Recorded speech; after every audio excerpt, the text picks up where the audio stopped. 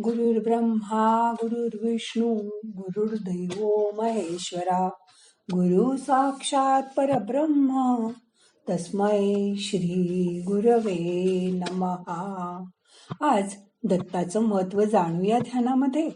मग करूया ध्यान. ताठ बसा, पाठ मान खांदे सैल करा.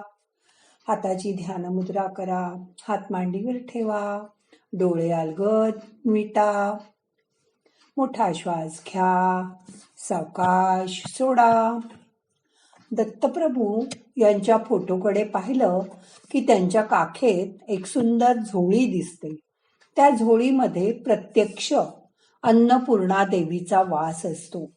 ज्या झोळीतून दत्तप्रभू सर्व दत्त भक्तांना हवे ते देत असतात, अगदी उदारतेने. त्या परमात्म्याच्या झोळीमध्ये जी अन्नपूर्णा देवी वास करून आहे, तिचं दत्त संप्रदायामध्ये अनन्यसाधारण महत्व आहे. दत्त संप्रदायामध्ये अन्नदान या दानाला जेवढं महत्व आहे, तेवढंच पुण्य आपल्याला दानामुळे मिळत असतं. दत्त संप्रदायामध्ये अन्नदान या दानाला जेवढं महत्व आहे, तेवढंच पुण्य महाराजांनी त्या दानासाठी भक्तांना बांधून ठेवलेला आहे. जो कोणी अन्नदान करेल किंवा एखाद्या भुकेलेला अन्न देईल, तो दत्तप्रिय असेल आणि असलाच पाहिजे. कारण अशीच बुद्धी येत नाही की एखाद्याला अन्नदान करावं किंवा एखाद्याला मदत करावी. दत्ताच्या मनात जे असेल तेच भक्ताच्या हातून घडून येतं. शेवटी कितीही केलं तरी दत्तगुरूच्या हातातील आपण एक कठपुतली आहोत, हो ना? तोच आपला पालन करता आहे. मध्यान्ह काळी जर कोणी भिक्षुक, योगी, भिकारी, मुक्क जनावर किंवा अजून कोणी जो उपाशी आहे, तो तुमच्या जवळ किंवा तुमच्या दाराजवळ आला तर त्याला मदत करा. पोटभर जेवण द्या. कारण आपले दत्त महाराज हे देणारे आहेत. दत्त म्हणजे देणारा. त्याच्या रस्त्यावरती चालायचं म्हटल्यावर आपणही फुल ना फुलाची पाकळी मदत केली पाहिजे. भगवंत हा घर, पैसा, पद, प्रतिष्ठा पाहून येत नाही, तर त्या घरातील लोकांचं मन, भक्ती, परमार्थ, प्रेम हे सर्व पाहूनच तो घरामध्ये येत असतो. मग ती आपली झोपडी असली तरी तो घरामध्ये येतोच. जो भुकेजल्यांचं पोट भरतो आणि वेळ प्रसंगी धावून जातो, तो नक्कीच दत्ताला प्रिय असणार. आपण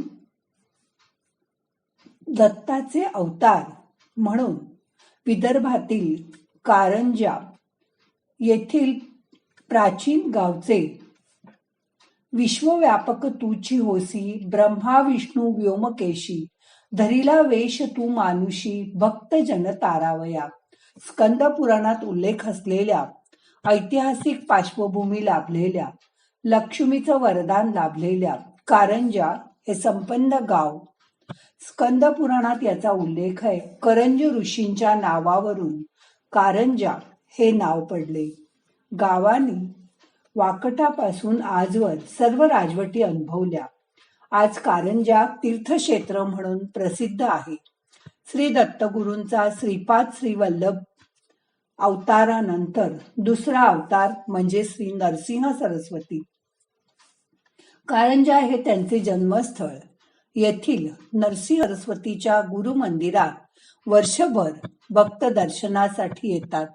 केवळ दुःखातच नाही तर सुखाचा अतिरेक झाला की समाजात स्पर्धा वाढते, कलह वाढतात, विवेक आणि बुद्धी नष्ट होते, मानवी मन भरकटू शकतं.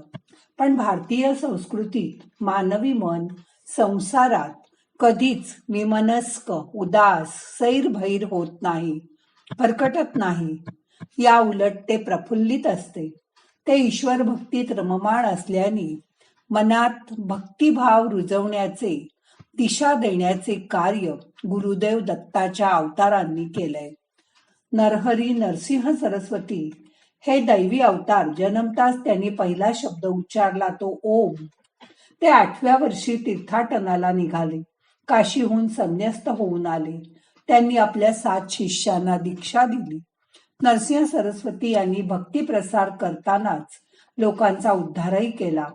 ज्यांनी वास्तव्य केलेल्या कारंजा, औदुंबर, नरसोबावाडी, गाणगापूर या ठिकाणची ओळख तीर्थक्षेत्र म्हणून आहे.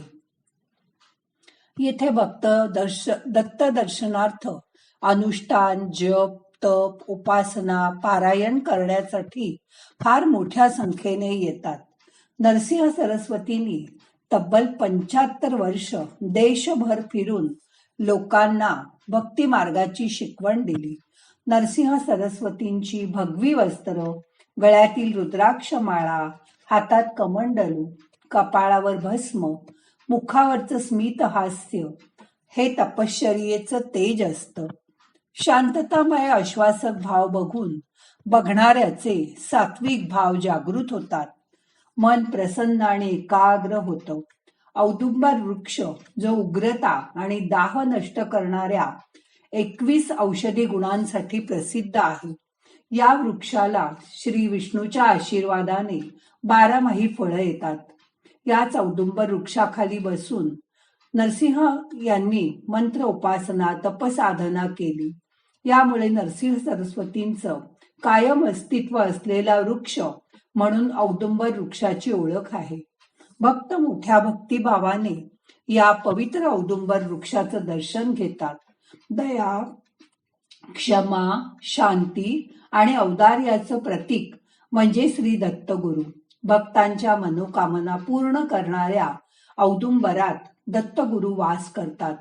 त्या वृक्षाच्या केवळ दर्शनाने सुद्धा आपलं मन प्रसन्न होतं, कारण त्यात दत्त दर्शन होतं. मग ती श्यामल मूर्ती बघून भक्त सुखावतो. अपार विश्वासाने त्यांचे चरण धरावे. या दयाधनाच्या कृपेचं वर्णन करावं तेवढं कमीच. भगवंत दर्शनासाठी जीव कासावीस असा की जसा मासा पाण्या वाचून तडफडावा, तसा आपण सुद्धा या दत्तगुरूच्या दर्शनासाठी व्याकुळ झाले आहोत. मला त्या ब्रह्मा विष्णू महेश स्वरूप श्री दत्तगुरूंचीच आठवण अस्वस्थ करीत आहे. मी सतत त्यांचेच नाम घेत आहे. श्री गुरुदेव दत्त.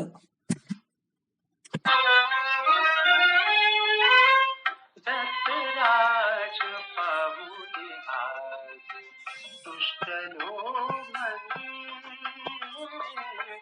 दत्तराज पाहुणे आज दुष्ट लोमनी.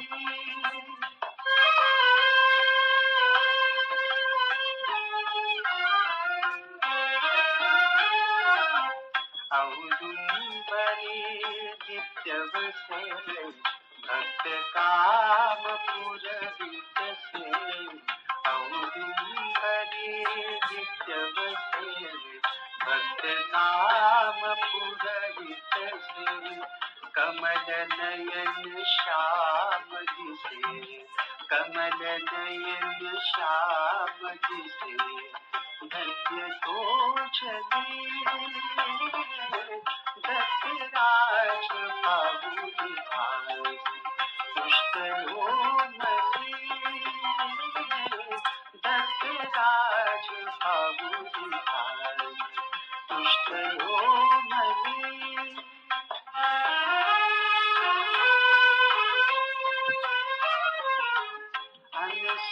अनसुयाची माय दृढ धरिले जात पाय.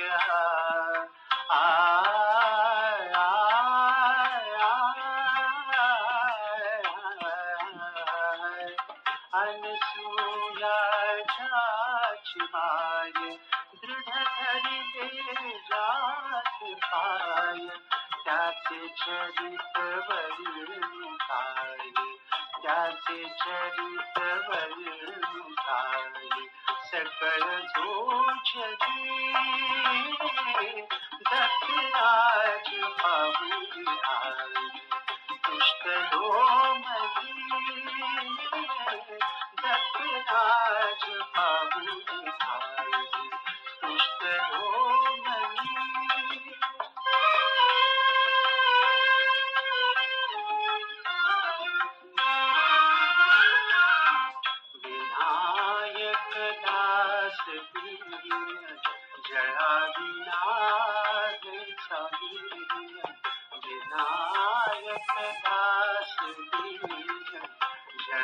पाहिला हे सावित्रीने ब्रह्मा विष्णू महेश तीन ब्रह्मा विष्णू महेश तीन आठही मनी दत्तराज पाहुनी आज तुष्ट गोमती दत्तराज पाहुनी आज तुष्ट गोमती. आता आजचं ध्यान संपवायचंय. प्रार्थना म्हणूया. नाहम कर्ता हरिकर्ता हरिकर्ता हि केवलम. ओम शांती शांती शांती.